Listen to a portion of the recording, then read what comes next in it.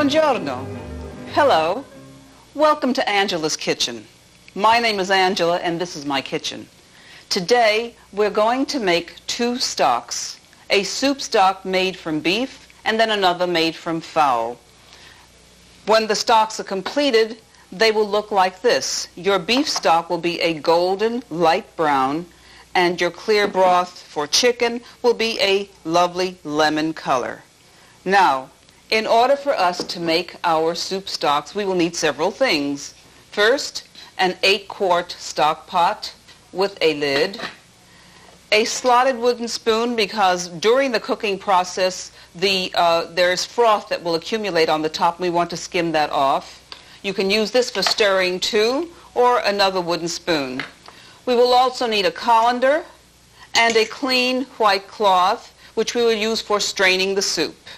And then, of course, a large bowl in which the soup will stay. Now, I recommend that when you make soup stock, you might make a double recipe because this way you can get these mason jars which are good for freezing and have stock on hand at all times, which is a wonderful base for many, many other soups. Today we're going to be making minestrone soup, which is a hearty soup, with the beef broth, which is a hearty broth. And also, we're going to use the chicken stock with escarole with a whipped egg and cheese base, which is also delicious. However, in the next two tapes, we will be making lentil soup, we will be making pasta fagioli, and several others, so that if you have these soup stocks on hand, it'll take you no time at all to have a delicious and hearty soup. Now, in order to make our beef soup, we will need several ingredients, and here we have them before you. First of all, we will need 4 quarts of water, which we will put into our stock pot. Then we will need 1 or 2 pounds of beef. Here I happen to have a round roast, which I had in my freezer. However, a brisket is also good, 1.5 to 2 pounds as well, or a round bone arm chuck lends itself beautifully to a beef broth. A good knuckle bone, which is a soup bone. All you need to do is go to your butcher in a supermarket or wherever you shop and ask for a soup bone, preferably a knee bone or a knuckle bone as they call it. We will also need 4 teaspoons of salt. We don't want to have high salt content, do we? 2 stalks of celery, which I've cut in half, 4 carrots, which I've also cut in half, 1 medium-sized onion, which has been quartered, 1 pound can of plum tomatoes, which have been diced, and I'll lift one of the tomatoes, which I left whole, for you to see. Of course, I am sure that you know what a plum tomato looks like. We will also need 2 bay leaves, and you get these in the store as well, 2 bay leaves, and 4 or 5 peppercorns, which I have here.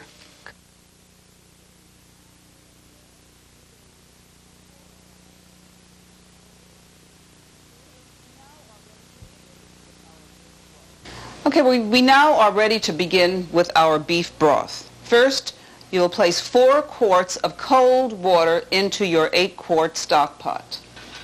Turn on your heat to high to get it started. During the cooking process, however, we're going to put it down to medium high.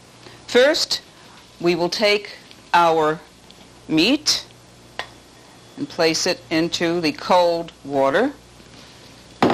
Then our knuckle bone, place that into the water as well. Our salt, 4 teaspoons, remember. Celery, 4 carrots cut in half, 1 medium onion quartered, 1 pound of plum tomatoes diced with the juice from the can. Now, since I wanted to leave this out to show you the plum tomato, all you do is cut it in half and then cut it into small pieces like so.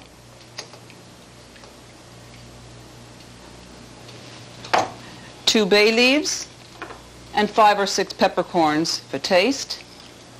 And that is all, believe it or not, there is to your beef broth. However, This takes 3 hours to cook properly. Once this water boils, you will see froth coming to the top. This is why we require a slotted spoon. What it is coagulated blood and other tissue materials that rise from the meat as well as from the bone, and it looks kind of scummy. And so you just skim your broth that way until it is clear on top. We'll wait until our soup boils, and we'll continue from there.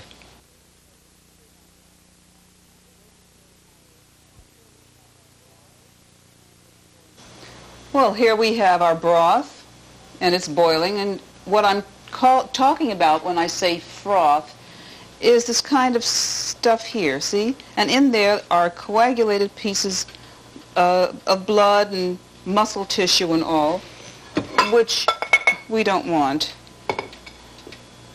Now, I had this up on high. I've now lowered it to about between low and medium so that it doesn't boil so rapidly. As soon as I remove all of this froth, we're going to cover it with the lid and let it simmer for 3 hours.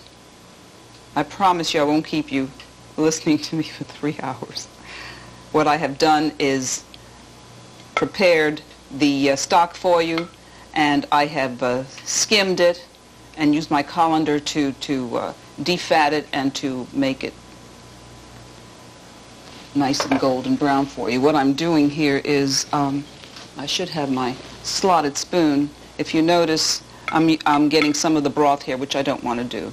When you use your slotted spoon, your froth remains on the spoon.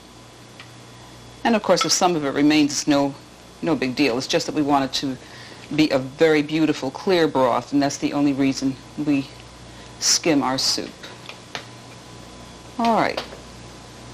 Now what we see here are just your pieces of tomato and celery, and the meat is down below, so is the knuckle bone. It's a nice soft simmer. We're going to put the lid on, check it in a few minutes to see that it's not boiling too rapidly, and lower it if need be. So we'll adjust the heat according to when your particular stove warrants it.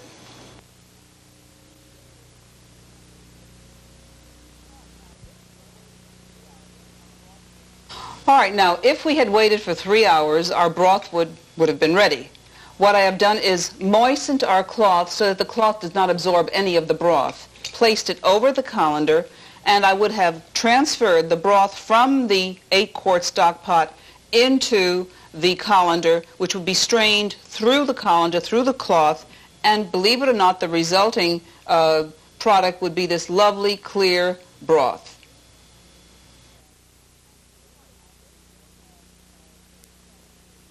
All right, now if we had transferred the broth from the 8-quart pot, we would have had about 2 quarts of broth, which would be rendered from it.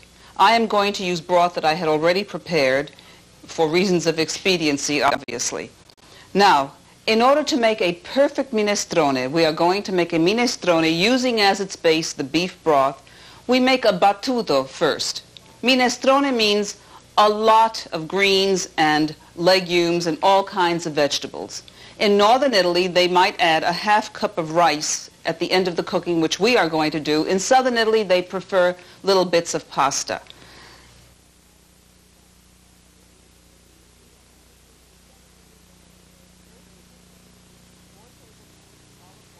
First, 4 tablespoons of olive oil into a small sautéing pan.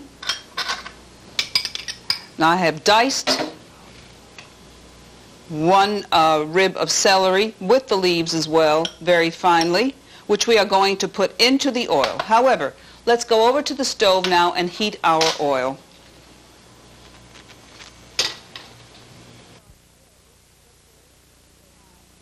Here we are at the stove. Turn your heat to high, and let's wait until the oil becomes aromatic, or it starts moving around or dancing in the little saute pan,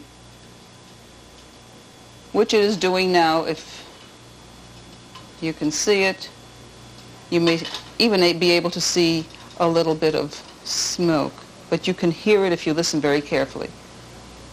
When your oil starts dancing or when it starts to sizzle, we will add 1 rib of celery, very, very finely chopped. And that's a sign that your oil is ready when you hear that sound. 1 small onion, again diced finely. 1 small carrot, same thing. This is called a battuto.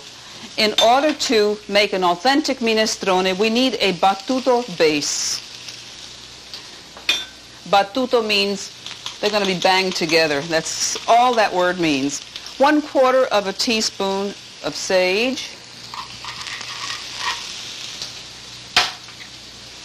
2 tablespoons of parsley, fresh preferable, but if it is dry, 1 teaspoon is sufficient. 1 clove of garlic, finely minced.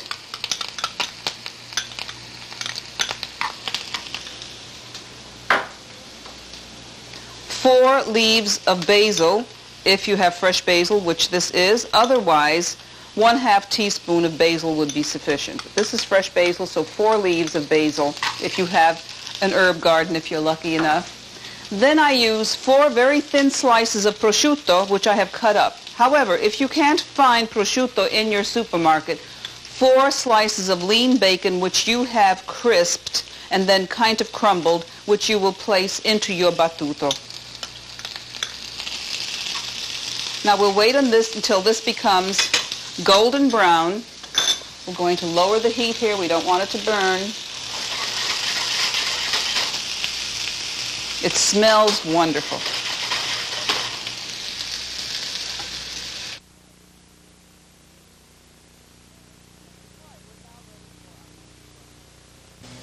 All right, we're now ready for our minestrone. I am going to use the stock that I prepared for you yesterday and put 2 quarts of stock into my stock pot. Each of these is a pint. 3 and 4. I'm going to raise my heat to high to get that to come to a nice rolling boil. In the meantime, just take a look at the beautiful variety of ingredients we will be putting into our minestrone. If anything is high in vitamins, this dish is. It's such a hearty dish that all you need is a crusty piece of bread and a glass of milk for the children, or a glass of wine for you, and you have a beautiful, beautiful, healthy dish. Then with the bolito, as I showed you, the sliced meat, there's lots of protein as well, although you do have protein in your white kidney beans as well as in your ceci. We're going to add a 1/2 cup of pre-cooked rice today. Now in Italy there are several regions, there are many provinces, and the northern regions prefer your rice. Now there's only going to be a 1/2 cup of rice in it, not very much at all. In northern Italy, however, in southern Italy, they prefer pasta. Now the region from where my folks come, which is on the Adriatic to the east of Rome, neither was added. And I only was introduced to minestrone with the addition of rice or pasta when I ate out. And so I have incorporated it here for you, and I'm using the rice, which is used in northern Italy.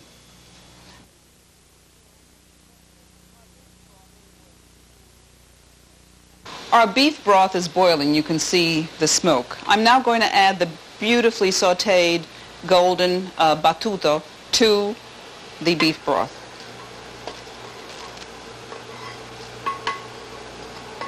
That's what gives it that beautiful, rich flavor. Next we add the 2 ribs of celery, which have been diced into about a 1/4 inch pieces, or not much larger than that. This way it cooks very rapidly. Put that in. These are 2 large potatoes, which I have diced, and again the pieces are rather small, so that they'll all cook at about the same time. These are 2 large potatoes, but you can use 3 medium-sized potatoes or 4 small, depending upon, of course, the size of the potatoes. 2 carrots, diced about the same size. And green pepper, 1 green pepper.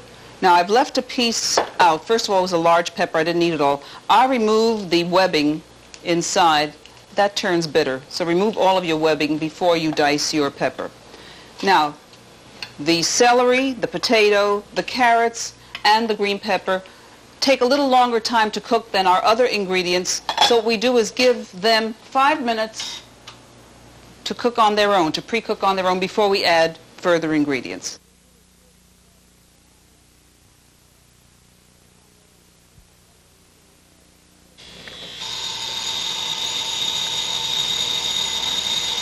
Our buzzer is sounding, so our 5 minutes are up. Once the broth came to a rolling boil, I lowered it to between medium and medium-high so it maintained a nice roll.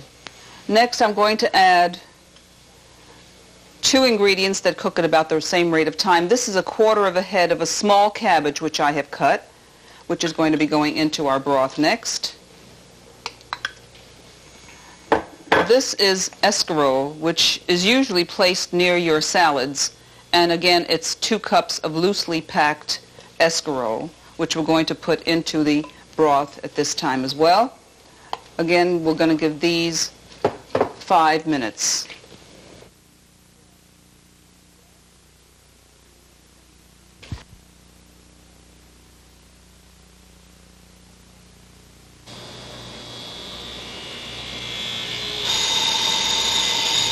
Our 5 minutes are up for the cabbage and spinach. Again, just a reminder, I raised the heat to high when I added the 2 ingredients of cabbage and spinach and escarole to let it come to a boil, and then lowered it to a slow simmer. I'm going to do that again, high, because I am now going to be adding spinach. This is about 2 cups of loosely packed spinach, and you know how fast spinach cooks, so that goes in at this point.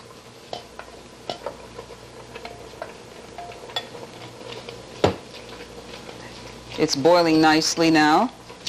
I'm also going to add at this point 1 cup of frozen peas,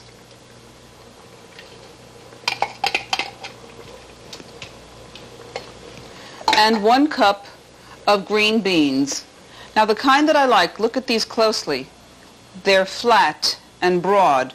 They're called Italian green beans, and you'll find those in your supermarket. However, don't worry about it. If you don't find these, they're more meaty tasting. If you don't find these, your ordinary little round string beans would be perfectly all right, but a cupful. I'm going to be adding my cup of green beans. Wait until my soup comes to a rolling boil. Then I will lower the heat to about medium-high. 5 minutes.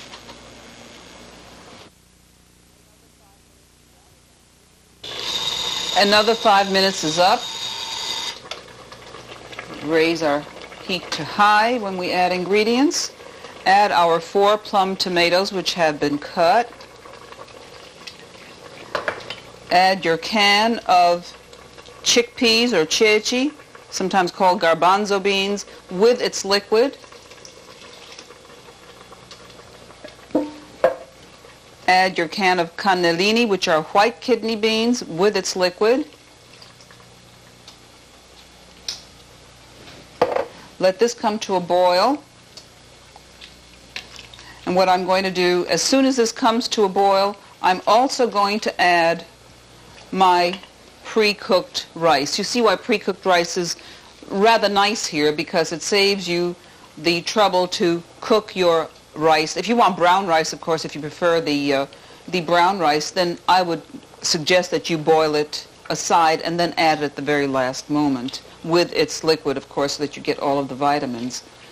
But this lends itself beautifully to the minestrone because I can add it as soon as this comes to a boil again, and then give it 5 more final minutes. But before you turn it off, taste a kernel of rice to see that it's cooked through, and give it as much time as it needs. It shouldn't be more than 5 minutes. All right, this is now boiling. I'm going to add the 1/2 cup of pre-cooked rice. Give it 1 good stir. Our minestrone is now boiling rapidly. The rice is cooking. I'm going to lower the heat from high to medium, medium-high. Set my timer for 5 minutes. Cover the minestrone, and in 5 minutes it should be completely cooked. Don't forget to test your rice to make sure that it has reconstituted itself. All right, here we have a beautiful soup plate of minestrone, to which you will add Parmigiano cheese according to taste. I don't recommend the Romano cheese. It just doesn't taste as nicely as the more mild and subtle Parmigiano cheese. And here you are, our minestrone. Buon appetito.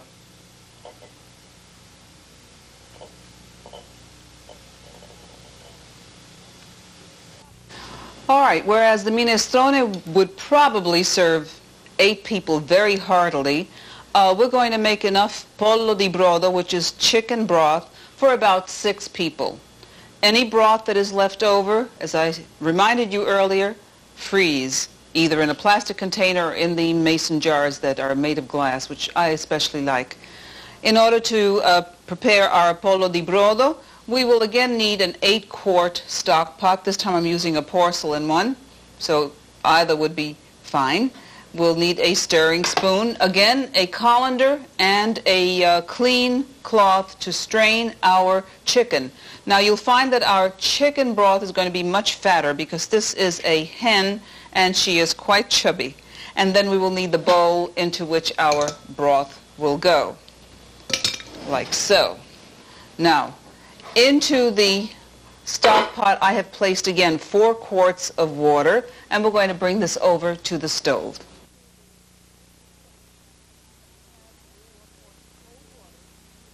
We have the 4 quarts of cold water in the stock pot. Our heat is on high. Now our fowl, you'll find, is an older bird and has lots of fat. There's plenty of fat right under the skin. We don't need all of this excess fat. So what we do is simply remove it. There you are. We don't want that. We throw that out. I've already removed some from the cavity, and I've removed the little foreskin there so that we don't have any extra fat except what lies right under the skin. Let's put our fowl into the 8-quart stock pot. Then we add 2 ribs of celery, which we have cut in half. 2 onions. You'll notice that the chicken broth requires more onion flavor because it's more delicate than the beef broth. 3 carrots that we've cut in half. 3 teaspoons of salt. I have about 2 tablespoons of basil, fresh basil. Lacking that, 1 teaspoon of dried basil will do as well. Now, as soon as this comes to a rolling boil, I will lower it to simmer and cover it.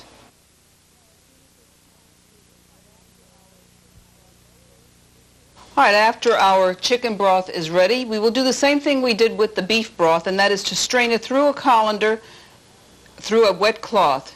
Now, the chicken will have a lot of fat. The fat will remain on the cloth, and you will have a lovely clear broth, which looks like this, almost like lemonade. This is just gelatinous material. We're now going to make escarole soup. In our stock pot, I am going to put 2 quarts of chicken stock, which this is. Now, I wonder how many of you know what escarole is. They usually have it in the salad section with your chicory and with your romaine lettuce and with your head lettuce. Escarole looks like this. And if you don't know exactly what it looks like because you think it looks something like another kind of salad or lettuce, ask the produce man and he'll show you. And it's usually marked right over it and tells you how much it costs per pound. Now, this is a total of about 1 pound of escarole. I didn't cut this up so that you could see what it looks like. It's a lovely light inside, light yellow inside, and darker green leaves on the outside. Now, what I have done here is cut some up so that you can see about the size, about like this, and I'm going to cut up the rest. so that we can make our escarole soup. This has been washed. Remove the core, and in the center, if you see little dark spots or whatever, of course you're going to remove them. And it seems like the core is a little dark in here, so I'm just going to remove it because it probably would be bitter. It wouldn't hurt anything, but it would be bitter. So we're going to throw that away. And then all you do is either do it by hand, which some experts say is preferable because you are not causing the action of steel to go against the vegetables, but for reasons of expediency, we're going to stack it up like this and cut our escarole into small pieces. Now you can use a chef knife if you prefer, but this will do as well. Just make sure when you invest in a knife that you get a good cutting knife. That is really important. This is a Solingen, top of the line, which I've had for years and is as sharp as it ever was. All right, and there we have our escarole is all nicely cut. I'm going to place it all in the bowl, and then I'd like for you to join me at the stove. Again, this is stock that I prepared earlier, and I'm going to use 4 pints or 2 quarts of stock.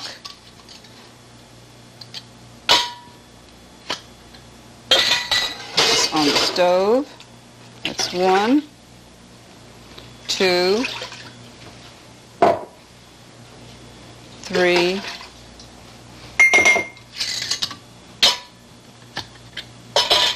4.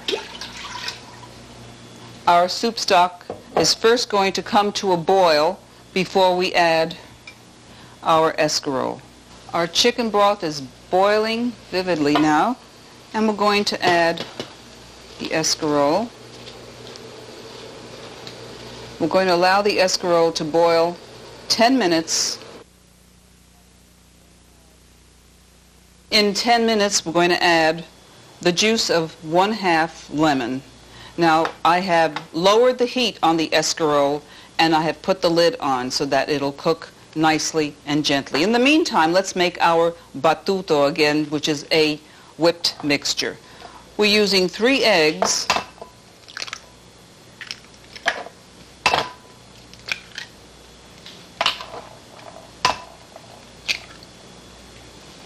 and I'll whip them.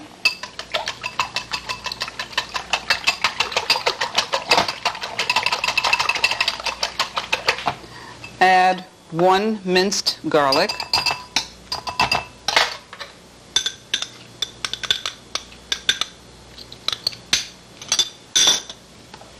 3 tablespoons of Parmesan cheese. And you can be generous. You like more, put more. You like less, put less. One thing we must remember about cooking, be inventive and don't be afraid to experiment. That's how our great cooks are born. All right, whip this together.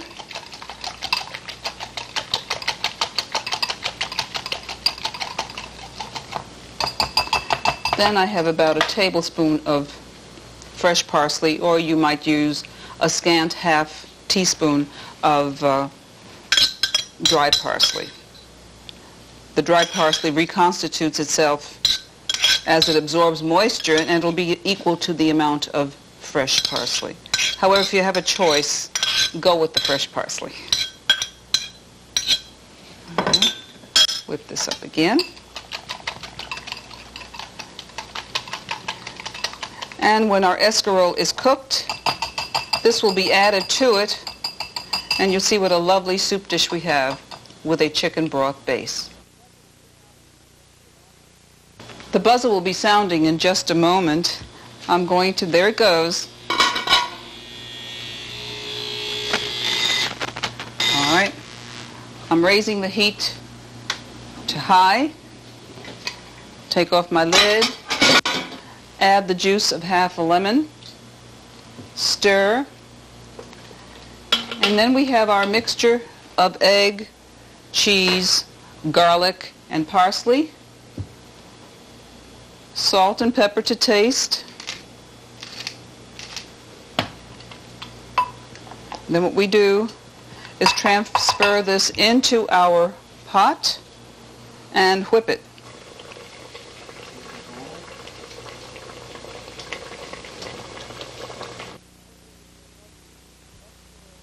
All right, here is your lovely escarole with egg and cheese with chicken broth as its base.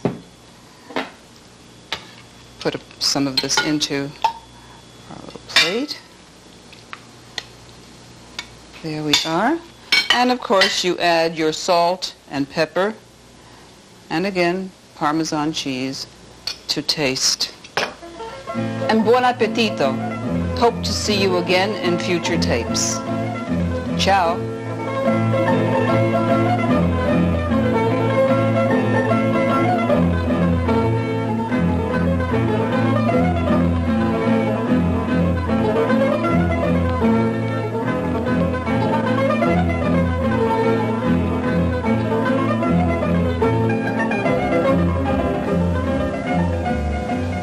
Now in the colander through which we have strained our soup, our stock, our broth, whatever, we have a lovely piece of meat, don't we?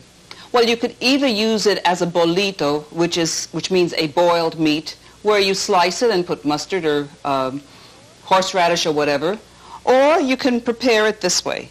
What I did was mash the vegetables. This would be your carrots and your celery, and added a teaspoon of mustard and a half a teaspoon of horseradish, mashed it all together, sliced my meat, put the puree of carrot and celery with the mustard and the horseradish over it, and then just garnished it with little onion slices. And around here we have fresh parsley, and this is a little sprig of fresh basil. Now that is even pretty enough for company, isn't it?